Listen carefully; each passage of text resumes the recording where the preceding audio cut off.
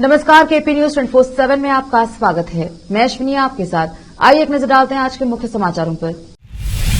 कर्नाटक में 10 विधायकों के निलंबन पर फूटा भाजपा का गुस्सा। जेडीएस के साथ विधानसभा कार्यवाही का किया बहिष्कार। तेलंगाना कांग्रेस की चुनाव समिति की घोषणा। 29 सदस्यों में मोहम्मद अली शब्बीर और मोहम्मद अजरुद्दीन शामिल। महाराष्ट्र के पुणे जिले में किसान के घर से 400 किलो टमाटर चोरी, जांच में जुटी पुलिस। शरद पवार के लिए बड़ा झटका। नागालैंड में एनसीपी के सभी 7 विधायक करेंगे अजित पवार का समर्थन। मध्य प्रदेश में 12वीं के 78,000 से ज्यादा छात्रों को मुख्यमंत्री शिवराज सिंह चौहान ने लैपटॉप खरीदने के लिए दिए पैसे। अब हवा की नमी से जल्द बनेगी बिजली। वैज्ञानिकों ने अक्षय ऊर्जा की दिशा में बढ़ाया एक और बड़ा कदम।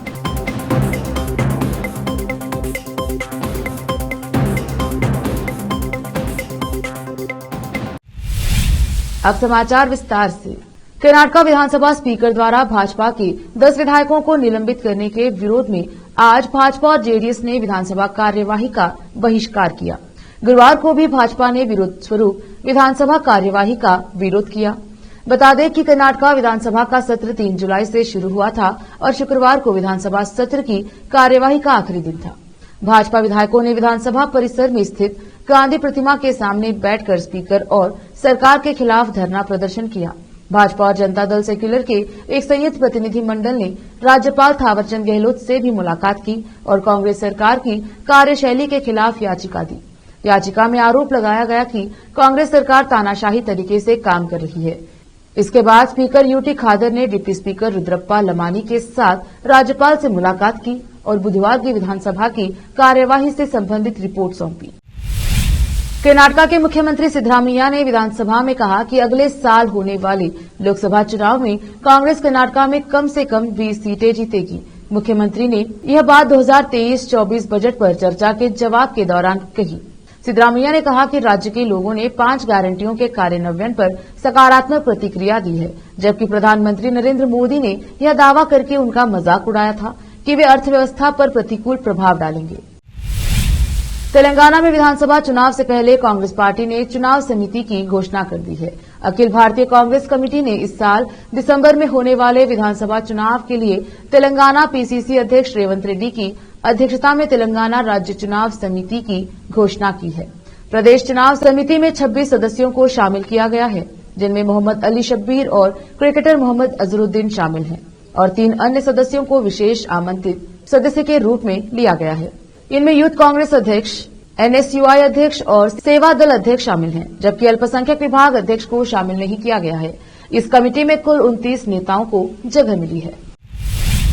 बाजार में टमाटर के बढ़ते मूल्य के बीच महाराष्ट्र के पुणे जिले में एक किसान ने पुलिस स्टेशन में 400 किलो टमाटर चोरी होने की रिपोर्ट दर्ज करवाई है। किसान ने पुलिस को बताया कि इस चोरी के कारण उसे 20,000 रूपये का नुकसान हो गया। कई राज्यों में टमाटर 100 से 200 रूपये प्रति किलो की दर से बिक रहा है। शिकायतकर्ता अरुण डोम ने पुलिस को बताया कि उसने टमाटर को अपनी बगीचे में उगाया था और कर्मचारियों की मदद से उसने वाहन में सब्जियों को रखकर अपने घर शिरूर तहसील ले जा रहा था। उन्होंने टमाटर को बाजार में बेचने की योजना बनाई थी। किसान अरुण डोम ने बताया कि सोमवार की सुबह उन्होंने देखा कि टमाटर के 20 क्रेट गायब थे। टमाटर चोरी की आशंका होने पर वह थिरूर पुलिस स्टेशन गए और मामला दर्ज करवाया। वरिष्ठ पुलिस अधिकारी ने बताया कि उन्होंने मामला दर्ज कर जांच शुरू कर दी है। महंगाई के बीच टमाटर के बढ़ते मूल्य का फायदा उठाते हुए हाल ही में एक अन्य किसान ने पुणे जिले में ही 18,000 क्रेट टमाटर बेचकर करीबन 3 करोड़ रुपए कमाए। तमिलनाडु की सत्ता पर काबिज द्रमुक मुनेत्र कड़गम डीएमके पिछले 2 महीने से किसी न किसी कारणों से पूरे देश में चर्चे में रही हैं। फिर चाहे वह डीएमके के मंत्री सेंथिल बालाजी की ईडी के हाथों गिरफ्तारी हो या फिर बीजेपी को हराने की कोशिश के तहत बनाए गए गठबंधन इंडिया के गठन में पार्टी की भूमिका रही हो। इन सभी के बीच तमिलनाडु के मुख्यमंत्री एमके स्टालिन ने मीडिया के साथ एक विशेष इंटरव्यू में विपक्षी गठबंधन, केंद्रीय एजेंसियों के छापों के साथ ही बीजेपी के विरोध पर खुलकर बात की। उन्होंने कहा, बेंगलुरु में विपक्ष की बैठक में मैंने हिस्सा लिया था। इंडिया का गठन भारत को बचाने के लिए हुआ है। एकजुट विपक्ष को देखकर बीजेपी को खतरा है। भाजपा के नेतृत्व वाली केंद्र सरकार इस विचार के साथ काम करती है कि वह प्रवर्तन निदेशालय, सीबीआई और अन्य एजेंसियों का उपयोग करके पार्टियों को दबा सकती है। मेरा मानना है कि बेंगलुरु में बीजेपी की उल्टी गिनती शुरू हो गई है। लेते हैं छोटा सा ब्रेक, जल्द लौटेंगे ब्रेक के बाद।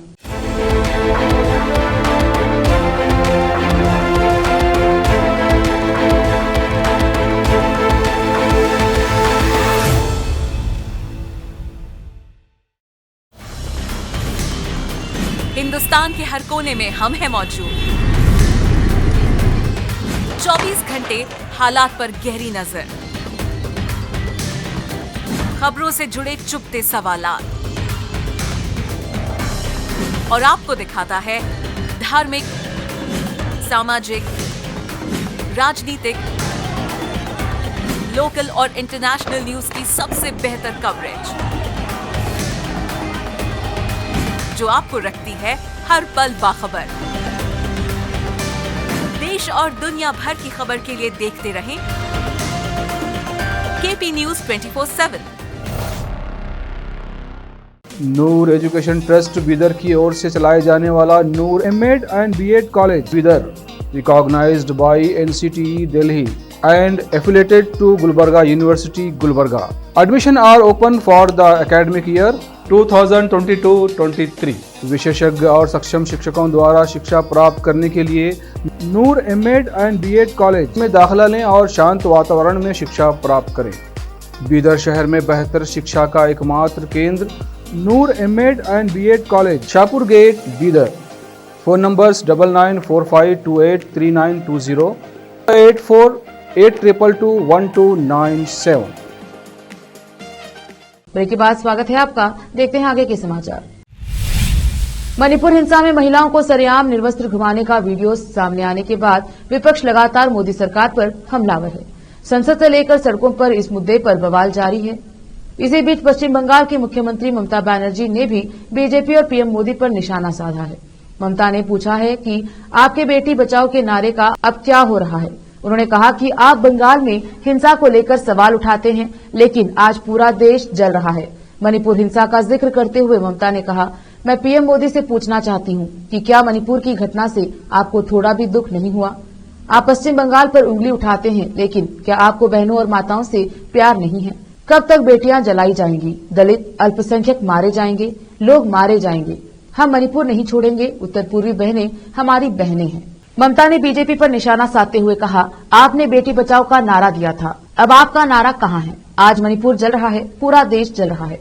बिल्किस बारो मामले में आरोपियों को जमानत पर रिहा कर दिया गया।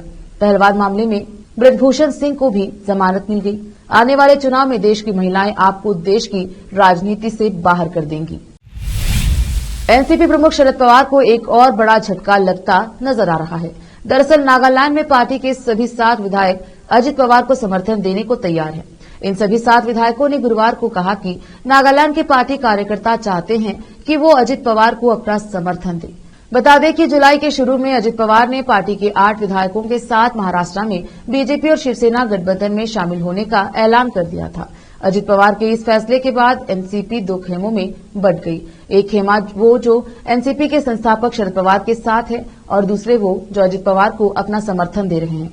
राजनीति के जानकार अजित पवार के इस कदम को भविष्य को देखते हुए लिया गया फैसला भी मान रहे हैं। उनका मानना है कि जिस तरह से एकनाथ शिंदे ने महाराष्ट्र में उद्धव ठाकरे के सीएम रहते ही शिवसेना को 2 खेमों में बांट दिया और बाद में खुद राज्य के सीएम बन गए और शिवसेना पर अपना नियंत्रण भी कर दिया, वैसे ही अजित पवार भी पार्टी पर अपना नियंत्रण चाह रहे हैं। प्रधानमंत्री नरेंद्र मोदी शनिवार को लगभग 70,000 युवाओं को वीडियो कॉन्फ्रेंस के माध्यम से नियुक्ति पत्र वितरित करेंगे। प्रधानमंत्री कार्यालय पीएमओ ने शुक्रवार को एक बयान में कहा कि इस अवसर पर प्रधानमंत्री इन युवाओं को संबोधित भी करेंगे। यह रोजगार मेला देश भर के 44 स्थानों पर आयोजित किया जाएगा। केंद्र सरकार के विभागों के साथ साथ राज्य सरकारों और केंद्र शासित प्रदेशों में ये भर्तियां की जा रही हैं।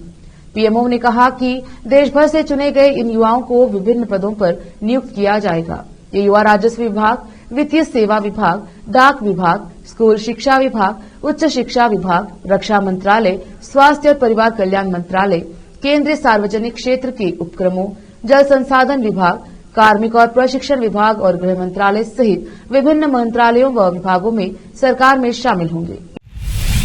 मध्य प्रदेश के मुख्यमंत्री शिवराज सिंह चौहान ने 12वीं कक्षा की बोर्ड परीक्षा में 75% या उससे अधिक अंक प्राप्त करने वाले विद्यार्थियों को लैपटॉप खरीदने के लिए गुरुवार को 25-25 हजार रूपये दिए। उन्होंने कहा कि अगले साल से सभी टॉपर बच्चों को स्कूटी दी जाएगी। उन्होंने कहा कि लैपटॉप देने की योजना मध्य प्रदेश बोर्ड के साथ साथ सीबीएसई बोर्ड में भी लागू होगी। सीएम शिवराज सिंह चौहान ने विद्यार्थियों से कहा कि वे विद्यार्थियों को बहुत प्यार करते हैं और उनके सपनों को कभी मरने नहीं देंगे। उन्होंने कहा कि विद्यार्थी तेजी से आगे बढ़े, उनका भविष्य सुरक्षित हो, इसलिए उनकी सरकार हर संभव प्रयास कर रही है। मुख्यमंत्री ने प्रतिभाशाली विद्यार्थियों को प्रोत्साहन योजना के अंतर्गत यहां लाल परेड ग्राउंड पर विद्यार्थियों से संवाद में यह बात कही। वक्त एक और छोटे से ब्रेक का, जल्द लौटेंगे ब्रेक के बाद।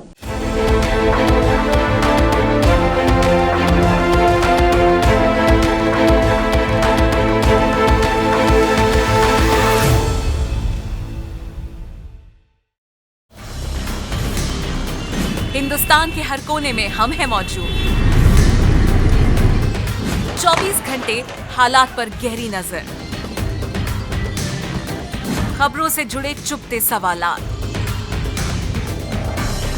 और आपको दिखाता है धार्मिक, सामाजिक, राजनीतिक, लोकल और इंटरनेशनल न्यूज की सबसे बेहतर कवरेज जो आपको रखती है हर पल बाखबर। देश और दुनिया भर की खबर के लिए देखते रहें KP news 24/7। Noor education trust Bidar की ओर से चलाए जाने वाला Noor MEd and BEd college Bidar, recognised by NCTE Delhi and affiliated to Gulbarga University, Gulbarga. Admission are open for the academic year 2022-23. विशेषज्ञ और सक्षम शिक्षकों द्वारा शिक्षा प्राप्त करने के लिए नूर एमएड एंड बीएड कॉलेज में दाखिला लें और शांत वातावरण में शिक्षा प्राप्त करें। बीदर शहर में बेहतर शिक्षा का एकमात्र केंद्र Noor MEd and BEd college, Shahpur gate, Bidar. Phone numbers 9945283920, 8482221297। Break के बाद स्वागत है आपका, देखते हैं आगे के समाचार। वैज्ञानिकों ने अक्षय ऊर्जा के क्षेत्र में बड़ी कामयाबी हासिल की है। उनकी नई खोज ने हमें हवा से बिजली पैदा करने के एकदम करीब पहुंचा दिया है। दरअसल मैसाचुसेट्स एमहर्स्ट यूनिवर्सिटी के शोधकर्ताओं ने एक नई तकनीक हाइड्रो इलेक्ट्रिसिटी विकसित कर ली है। वैज्ञानिकों के मुताबिक ये तकनीक नम हवा के अलावा किसी भी दूसरी चीज से बिजली पैदा नहीं कर सकती। दूसरे शब्दों में कहें तो वैज्ञानिकों ने इस तकनीक को सिर्फ आर्द्र हवा से बिजली बनाने के लिए ही विकसित किया है। आर्द्र हवा से बिजली बनाने का कॉन्सेप्ट सबसे पहले प्रसिद्ध भौतिक विज्ञानी निकोला टेस्ला ने दिया था। तब से दुनिया भर के वैज्ञानिक इस दिशा में काम कर रहे हैं। अब इस तकनीक ने वैज्ञानिकों को इस दिशा में एक कदम और आगे बढ़ा दिया है। अब ऐसा लग रहा है कि जल्द ही हवा से बिजली हासिल करने का सपना सच हो सकता है। हाइड्रो इलेक्ट्रिसिटी की क्षमता की खोज की यात्रा तब शुरू हुई जब मैसाचुसेट्स एमहर्स्ट यूनिवर्सिटी में एक आर्द्रता सेंसर ने आश्चर्यजनक तरीके से बिजली के स्रोत में प्लग किए गए बिना विद्युत सिग्नल पैदा करना शुरू कर दिया। मेडिकल कॉलेजों में non medical post graduate teachers की नियुक्ति किए जाने को लेकर अब बवाल पैदा हो गया है। देश भर के मेडिकल कॉलेजों में कई विभाग ऐसे हैं जैसे एनाटॉमी, फिजियोलॉजी, बायोकेमिस्ट्री, फार्माकोलॉजी और माइक्रोबायोलॉजी आदि विभागों में फैकल्टी की कमी के चलते सिर्फ एमबीबीएस कर चुके लोगों को भर्ती किया जा रहा है, जिसको लेकर all India pre and para clinical medicos association AIPPCMA ने जंतर मंतर पर विरोध प्रदर्शन किया है। अब AIPPCMA के पक्ष में दिल्ली एम्स की रेजिडेंट डॉक्टर्स एसोसिएशन भी आ गई है। Resident doctors association AIIMS Delhi के अध्यक्ष डॉक्टर विनय कुमार बताते हैं कि मेडिकल काउंसिल ऑफ इंडिया के पुराने नियमों के तहत बड़ी संख्या में मेडिकल कॉलेजों में नॉन मेडिकल पोस्ट ग्रेजुएट्स को बतौर टीचर भर्ती किया गया था, जिसके चलते मेडिकल कॉलेजों में ऐसी फैकल्टी की संख्या काफी बढ़ गई है। ऐसा मेडिकल पोस्ट ग्रेजुएट की कमी के चलते किया गया है। कुछ तो ऐसे हैं जो एमबीबीएस हैं और एमडी के लिए क्वालिफाई कर पाए हैं। आखिर में फिर एक बार देखते हैं मुख्य समाचार। कर्नाटक में 10 विधायकों के निलंबन पर फूटा भाजपा का गुस्सा, जेडीएस के साथ विधानसभा कार्यवाही का किया बहिष्कार। तेलंगाना कांग्रेस की चुनाव समिति की घोषणा, 29 सदस्यों में मोहम्मद अली शब्बीर और मोहम्मद अजहरुद्दीन शामिल। महाराष्ट्र के पुणे जिले में किसान के घर से 400 किलो टमाटर चोरी, जांच में जुटी पुलिस। शरद पवार के लिए बड़ा झटका, नागालैंड में एनसीपी के सभी 7 विधायक करेंगे अजित पवार का समर्थन। मध्य प्रदेश में 12वीं के 78,000 से ज्यादा छात्रों को मुख्यमंत्री शिवराज सिंह चौहान ने लैपटॉप खरीदने के लिए दिए पैसे। अब हवा की नमी से जल्द बनेगी बिजली, वैज्ञानिकों ने अक्षय ऊर्जा की दिशा में बढ़ाया एक और बड़ा कदम।